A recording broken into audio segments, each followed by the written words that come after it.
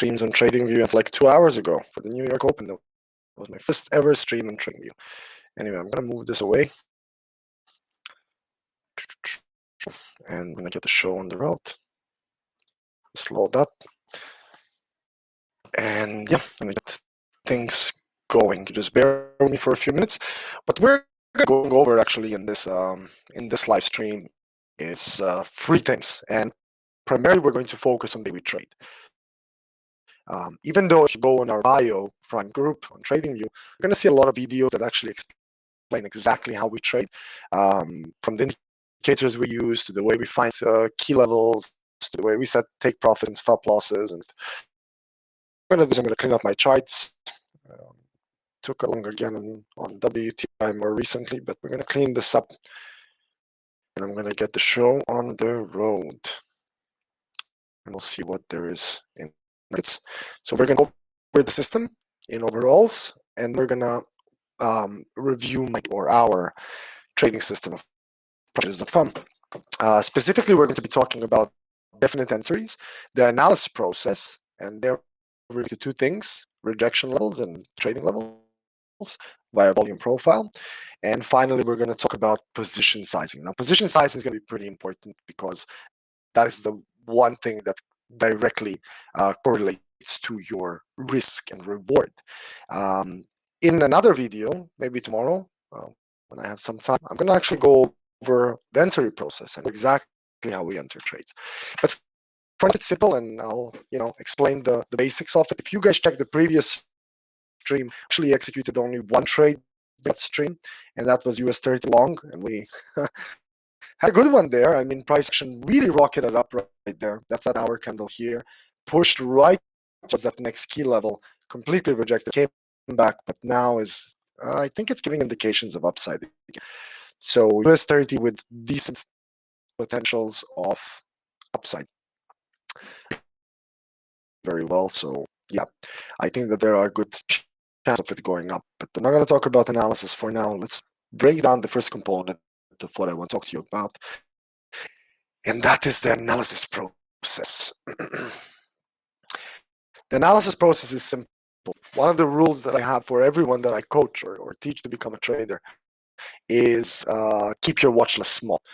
Have like 2 pairs in there, related pairs, like gold and WTI, or Euro USD and WTI, or US30 and BBP AUD.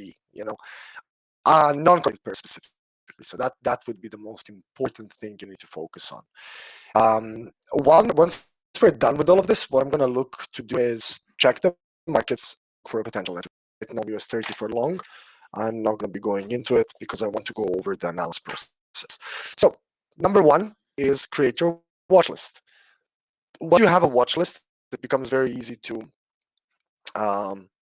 maneuver around it, and once you focus on just 1 or 2 pairs, you start feeling that they're a bit better, start understanding its movements and its fluctuations, and you are more or less going to understand better where the momentum is. And once you get the momentum, all you need to do is, in a bearish momentum move, you need to be selling the highs. Sounds simple, right? But it really is, because if you look at this, let's say like gold before it's made out here, if you just relax and focus on the basics of it, you see that the highs just keep going down. Look at this. All of the highs are down. If a high was rejected, with a crash out right towards the downside.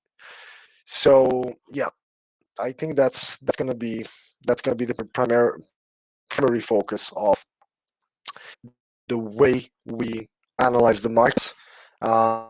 There is one major criteria when it comes to actually live trading, and I'm going to go on something that I haven't looked at today yet. Let's go GBP/AUD. I know it's had a bullish move and a bearish one, so I'll show you what I'm going to be doing. I care about short-term movements because we are short-term traders, so we focus on the short-term side. Specifically, I start with plays. So last major low before the up is over here. So that's what I'm going to grab as my point of control of the market, and I'm going to get a fixed range and drag it up towards the right side. Now, once I do that, it becomes relatively simple for me to look at the demand zone, and price, as you guys see, has used that level already a couple of times, support and resistance once. Here there was a fake out, price came back in. So what I would say is that if price manages to come back in here, because we are fighting the VWAP, which is set to the weekly, and the 13 EMA, which is set to the FR, these are my short-term trend indicators, and price action is breaking below them a couple of times already since this bearish bullish push. So I think that we could potentially see a downside move, and I'm going to primarily get interested into this pair if I see a breakout out of this range over here, bottom range here. So if we break out of this, the only thing I need to do is have patience and wait for the right entry. And entry is on the pullback, right? It's on the pullback. And what I do is I use fib retracements for that. I use a bit differently than what I use is the, let's say for a short, I'll use the current low and the recent high. So in this case scenario, if price starts reversing here, if I see price reversing, what I'm going to do is take the current low and the recent high, and I'm going to look to short at this level or at that level and possibly target 61.8 if it lines up with anything interesting. If it doesn't, then I'm going to target a potential spike in volume like here, which you can clearly see was a key level support and resistance. Very simple. Now I am going to keep this live stream a little short. I got a live coming up in 54 minutes for a group of people that I coach, so I'm not going to be in this for too long. I'm just going to explain the components of this, and then I'm going to end it right there. So explain the analysis process. It's a pretty simple process, and there's not much to be done here. Just as my computer is lagging a lot, I'm going to have to stop this and I'll restart.